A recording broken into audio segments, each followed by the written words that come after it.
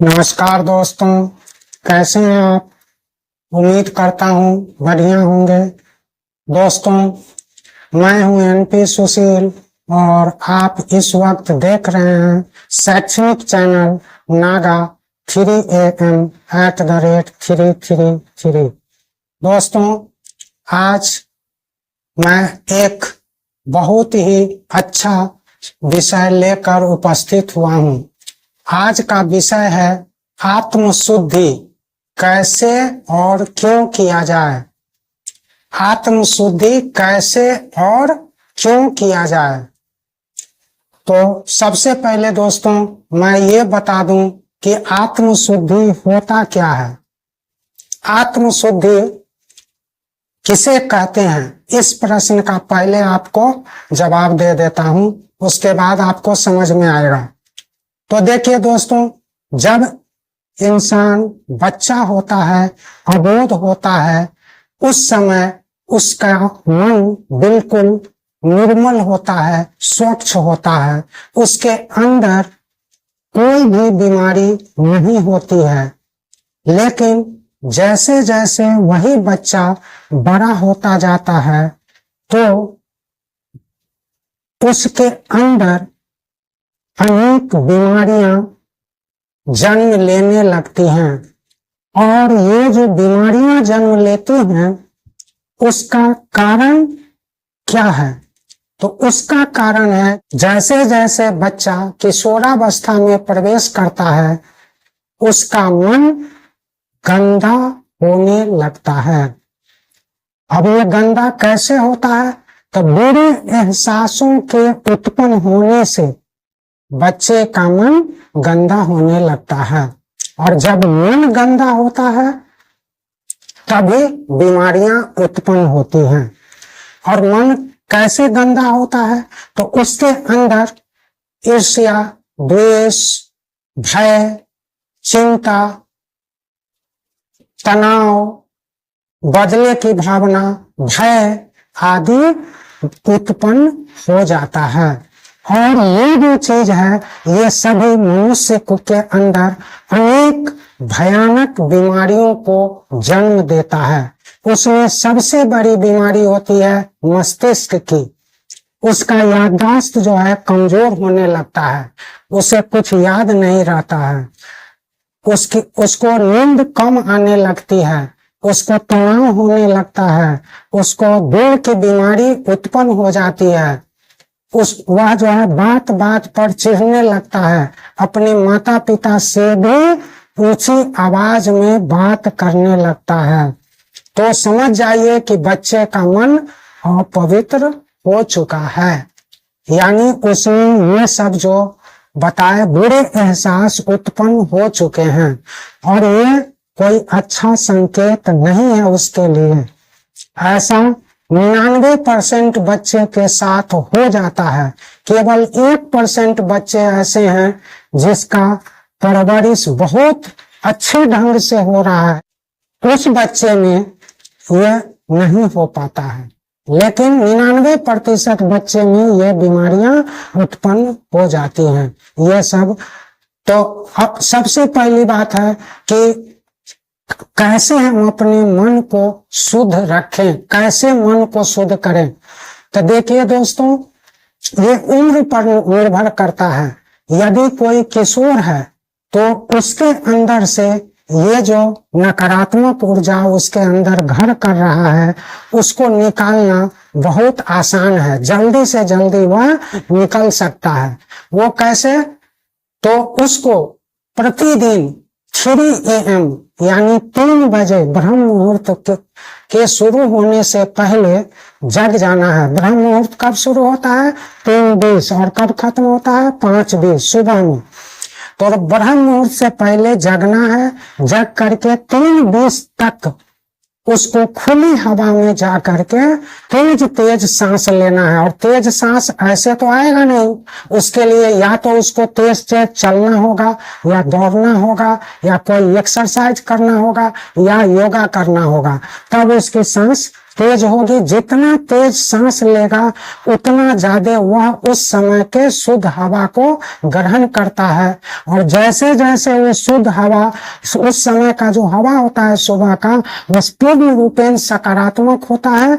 जब वो सकारात्मक हवा उसके अंदर प्रवेश करता है तो पूरे नस नस से होते हुए मस्तिष्क तक को बिल्कुल साफ कर देता है, सकारात्मक ऊर्जा से भर देता है। और जैसे जैसे ये सकारात्मक ऊर्जा उसको उसके अंदर में भरता जाएगा, नकारात्मक ऊर्जा जो है या बुरे एहसास उसके अंदर से निकलता चला जाएगा। तो जो किशोरावस्था में है उसको तो 21 से 42 दिनों के अभ्यास के बाद यह समाप्त हो जाएगा। लेकिन जो युवावस्था में चले गए हैं उनको ये बुरे एहसास निकालने के लिए 42 से 84 दिन तक ऐसा करना पड़ सकता है। और जो अधेड़ उम्र के हैं उनको कम से कम 105 दिन तक ऐसा करना पड़ेगा, तब ये बुरे एहसास उनके अंदर से निकलेगा। तो आप समझ गए कि बुरे एहसास को निकालना ही आत्मशुद्धि है। इसी को हम आत्मशुद्धि कहते हैं। जब आत्मशुद्धि हो जाता है तो मस्तिष्क जो है पूर्ण रूपेण नकारात्मक ऊर्जा से जो भरा हुआ था वो खाली हो जाता है, पूरा खाली हो जाता है। नवजात शिशु की तरह उसका मस्तिष्क बन जाता है। और तब वो जब पढ़ना शुरू करता है तो उसको जो है या कुछ भी ब्रेन से संबंधित कोई भी बीमारी है वो दूर हो जाता है। उसको जल्दी जल्दी सब कुछ याद होने लगता है। अगर उसको भूलने की बीमारी है तो वो भी दूर हो जाता है। तो ये काम करना पड़ता है अच्छे एहसास को जागृत करने के लिए और बुरे एहसास को निकालने के लिए। यानी ब्रह्म मुहूर्त में जग करके और कम से कम 1 घंटा उसको खुली हवा में तेज सांस लेना पड़ता है। ये जल्दी होगा। और एक दूसरा उपाय भी है, वो होता है अफर्मेशन। तो अफर्मेशन का हम दूसरे वीडियो में बताएंगे कि अफर्मेशन कैसे करना है, लेकिन वो लगभग जो है 2-3 साल करने पर तब जा करके वो जाएगा। लेकिन ये चीज जल्दी जाता है। अगर आप सुबह में जग करके और शुद्ध हवा का सेवन करते हैं, अगर अकेले में आपको डर लगे तो पेरेंट्स को भी जगा लीजिए, उनके साथ घूमिए, वॉक कीजिए, एक्सरसाइज कीजिए खुली हवा में, छत पर या और किसी पार्क वगैरह हो तो वहां। तो ये जल्दी से आपका जो है नकारात्मक ऊर्जा बाहर निकलेगा। नकारात्मक ऊर्जा हमारे अंदर में अनेक व्याधियों को जन्म देता है, जिसमें दिल की बीमारी होना, क्रोध आना, बात बात पर चिढ़ना, माता पिता पर भी क्रोध करना, और उसके अलावा फेफड़े की बीमारी होना, है ना, तनाव उत्पन्न होना, ये सब तरह की घातक बीमारियां उत्पन्न हो जाती हैं। है ना, शुगर भी बढ़ता है, इससे शुगर भी बढ़ता है, बीपी भी बढ़ता है, बीपी की ब्लड प्रेशर की भी बीमारी होती है। तो ये सब बहुत सारी व्याधियां उत्पन्न हो जाती है बुरे एहसास में। माने यह क्या हुआ, मन गंदा हो चुका है। जो सब कुछ हमारा मन है वही करता है, पूरे शरीर का संचालन हमारा मन ही करता है, वही गंदा हो चुका है। तो जब तक आप मन को नहीं साफ करेंगे तब तक आपकी आत्मा शुद्ध नहीं होगी। आपको अपनी आत्मा को एक बिल्कुल नवजात शिशु की तरह शुद्ध कर लेना है। और ये संभव है, ये होता है। लाखों करोड़ों लोग इसको आजमा चुके हैं और हो रहा है। दूसरी बात है कि यदि आपके अंदर बुरे एहसास हैं तो ईश्वर आपसे दूर होते चले जाएंगे, ईश्वर आपकी प्रार्थना नहीं सुनेंगे।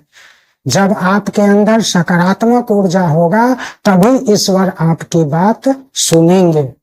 आप जो भी प्रार्थना करेंगे वो पूरा होगा। और प्रार्थना का भी जो सही समय होता है वो ब्रह्म मुहूर्त के काल में ही होता है। कोई जरूरी नहीं है कि आप स्नान करके ही जाएं, ऐसा कोई जरूरी नहीं है, है ना। यदि आप पवित्र हैं तो आप बिना स्नान किए भी खुली हवा में 10 मिनट 5 मिनट का जो है मौन रख सकते हैं। उसको उसको भी हम अगले वीडियो में बताएंगे कि नेक्स्ट वीडियो कभी लाने वाले हैं कि किस तरह वो किया जाता है, और बहुत फायदेमंद है वो, तो उसको भी हम कर सकते हैं। ये सब आपका जो है तरीका है बुरे एहसासों को निकालने के लिए, अपने मन को शुद्ध करने के लिए। मन शुद्ध होगा, आपके अंदर जो है बुराइयां जब निकल जाएगी बाहर, तब आपका आत्मा शुद्ध हो जाएगा। और आत्मा शुद्ध रहने से सबसे बड़ा जो फायदा होता है वो हमारा स्वास्थ्य जो है वह उत्तम होने लगता है। हम जो भी सोचते हैं वो सकारात्मक सोचते हैं, और जब हम सकारात्मक सोचने लगते हैं तो हमारा विकास शुरू हो जाता है। सुबह में ब्रह्म मुहूर्त में अगर कोई विद्यार्थी पढ़ता है तब उसको बहुत ज्यादा याद होता है, और याद जो होता है वो वर्षों तक रहता है, तुरंत गायब नहीं होता है। सिर्फ 2-4 बार रीडिंग दे देने से ही उसको याद हो जाता है। तो सुबह की जो पढ़ाई होती है ब्रह्म मुहूर्त की, वो बहुत ज्यादा फायदेमंद होता है। जितने भी सफल लोग होते हैं, अमीर लोग होते हैं, सभी इस ब्रह्म मुहूर्त के गुण को जानते हैं। केवल असफल लोग जो हैं वही इसको नहीं जानते हैं। तो हमारा जो ये चैनल है नागा 3am@333, उसका उद्देश्य ही है कि सब तक, हर लोगों तक, जो भी चैनल पर है सबको ये जानकारी देना कि ये सब क्या होता है। अरे बहुत सारे लोग इसको जानते नहीं, 99% लोग नहीं जानते हैं कि ये क्या होता है। तो इसको निकालना जरूरी है मन से। जब आपका मन साफ हो जाएगा तो ईश्वर आपसे खुश रहेंगे। जब ईश्वर के सानिध्य में आप चले जाते हैं, ईश्वर आपकी बात मानना शुरू कर देते हैं, और तब आपका विकास शुरू हो जाता है। आप अमीर बनने लगते हैं, आप सफल बनने लगते हैं। जो भी काम करते हैं उसमें आपको सफलता आने लगती है। आपके अंदर में नए नए विचार उत्पन्न होने लगता है, अच्छे विचार, सकारात्मक विचार उत्पन्न होने लगता है। तो इसलिए आत्म शुद्धि बहुत जरूरी है। और देखिए दोस्तों, आत्म शुद्धि का कितना बड़ा फर्क पड़ता है। जिसका आत्मा शुद्ध है उसके अंदर बदले की भावना नहीं होती है, उसको किसी से नफरत नहीं होता है, उसको किसी पर क्रोध नहीं आता है, वह किसी से ईर्ष्या द्वेष नहीं रखता है। और ये सब ही तो बीमारी का जड़ है, यही तो हमारे अंदर बीमारियां उत्पन्न करती है। तो ये अगर आप कर लेते हैं तो आप स्वस्थ भी रहने लगते हैं, मानसिक रूप से आपको बहुत शांति मिलने लगती है। दिमाग आपका पूर्ण रूपेण नवजात शिशु की तरह हो जाता है, निर्मल हो जाता है। इसलिए इसको करना सबके लिए जरूरी है। आप जिस एक कहानी है मैं बताता हूँ इसके बाद, कि पहले देखिए आत्म शुद्धि जो कर लिया रहता है जो व्यक्ति, पहली बात तो उसके अंदर बदले की भावना आती नहीं है। बदले की भावना यह बहुत बुरी चीज होती है, बहुत बुरा एहसास होता है। यह तो आदमी को भीतर से बिल्कुल खोखला कर देता है। यह अगर आपको मान लीजिए किसी से झगड़ा भी हो जाए, झगड़ा ऐसे होगा नहीं। जब आप ये काम करने लगेगा आपके अंदर अच्छे एहसास होंगे तो झगड़ा किसी से होगा ही नहीं। तो यदि हो भी जाए तो आप शीघ्र उसको माफ कर देंगे, तुरंत क्षमा कर देंगे। क्योंकि क्षमा कर देने से क्या होता है, अपने मन से एक बहुत बड़ा बोझ हट जाता है, यानी हमारा मन शुद्ध हो जाता है। तो कभी भी अपने मन को गंदा नहीं रखना है, ये हमेशा ध्यान रखना। एक लड़का है, बहुत गरीब घर से है, उसको किसी तरह ये पता चलता है कि सुबह जो है, सुबह में कोई ब्रह्म मुहूर्त होता है, उसको किसी तरह जानकारी मिलती है। वह नित्य प्रति 3 बजे जग करके और एक्सरसाइज करता है, कुछ इस तरह का एक्टिविटी करता है जिससे कि उसके रक्त का संचार तेज हो जाता है, तेज तेज सांस लेता है। ऐसा करते करते उसको ये आदत ही बन जाती है। अब वो प्रतिदिन ऐसा करने लगा है। और अब जो वह लड़का पहले बहुत दुष्ट प्रवृत्ति का था, अब वह इतना जेंटल बन गया है, इतना सुशील बन गया है कि अब वह सब का प्रिय हो गया है। जिस बच्चे को कभी कोई पसंद नहीं करता था सोसाइटी में, अब सब उसको प्यार करने लगे। वही बच्चा यानी थोड़ा वो क्या कहते हैं, युवावस्था की ओर जा रहा था। एक दिन वह बच्चा जो है अपने तालाब में जाता है, और तालाब में जाता है तो वो मछली पकड़ने का कोई यंत्र होता है, उसको फेंकता है और उसको एक बहुत बड़ी मछली उसमें फंस जाता है। तो मछली ले करके आता रहता है। उसके गांव का ही एक दुष्ट दबंग लड़का है जो आता है, उसके हाथ में मछली देखता है, उसको पता चलता है कि तालाब से निकाल के लाया है। उसके मन में लालच आ जाता है, वह उससे मछली छीन लेता है। वह जो ही मछली अपने हाथ में लेता है कि मछली अपना मुंह खोल करके उसके उंगली में काट लेता है।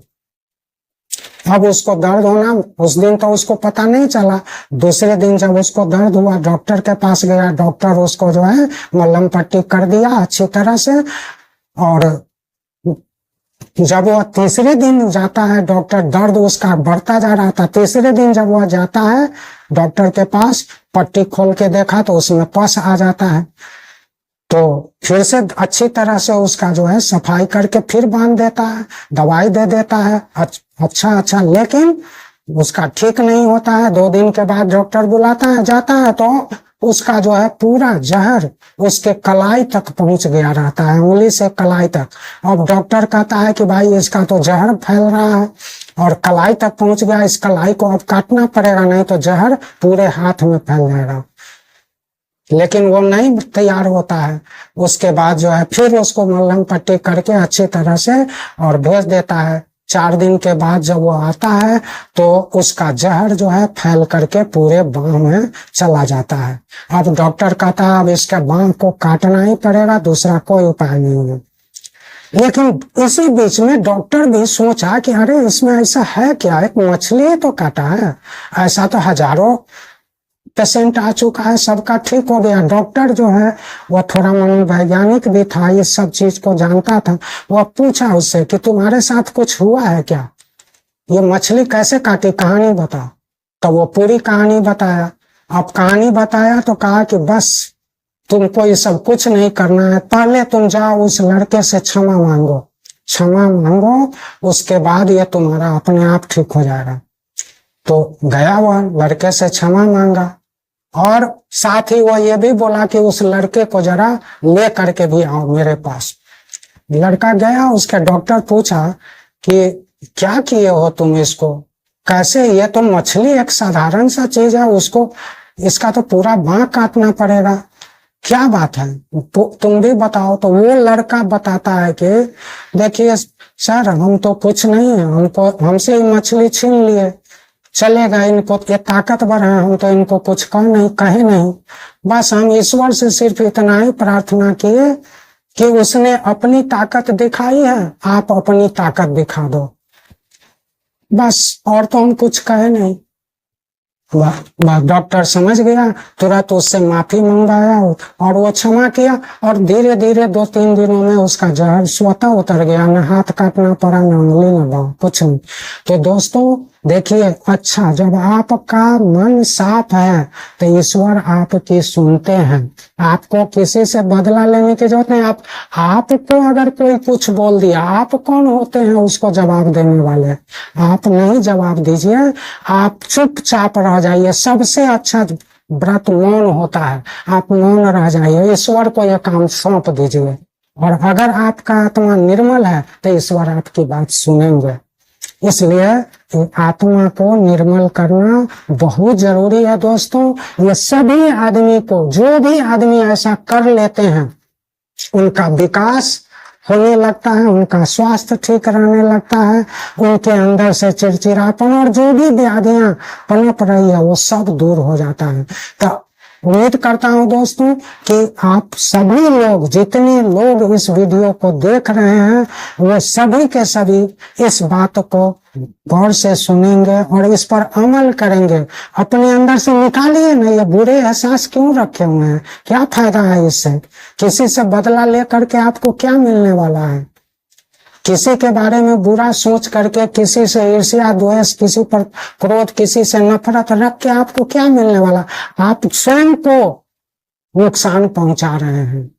कुछ नहीं हो रहा, आपका नुकसान हो रहा है। इसलिए ये सब चीज जो बुराइयां हैं, इसको जितनी जल्दी हो अपने अंदर से निकालिए। आप स्वस्थ रहने लगेंगे, आपका दिमाग स्वस्थ रहेगा, आपका मन स्वस्थ रहेगा, ईश्वर भी आपसे खुश रहेंगे। और जब ईश्वर खुश रहेंगे तो आपका विकास होगा, आप प्रगति करेंगे, आप सफल होंगे, आप अमीर होंगे। तो इन चीजों को जल्दी से जल्दी, बुराइयां अपने मन में नहीं रखिए, मन को साफ रखिए। तो दोस्तों, उम्मीद करता हूँ ये वीडियो आपको पसंद आया होगा और आप ऐसा करेंगे भी, ये भी हमको उम्मीद है कि आप ऐसा करेंगे। ऐसा कीजिए, बहुत लाभ होने वाला है। मिलते हैं फिर अगले वीडियो में, तब तक के लिए नमस्कार, जय हिंद, जय भारत।